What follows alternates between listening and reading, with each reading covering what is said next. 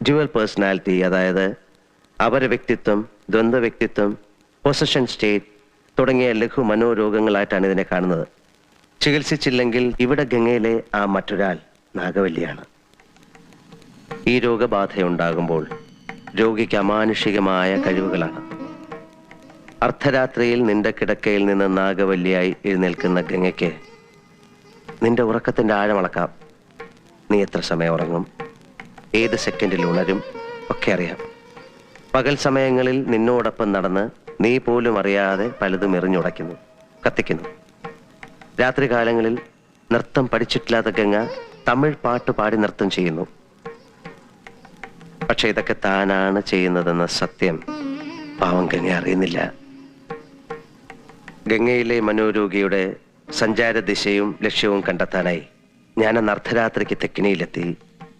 ഗംഗയിലെ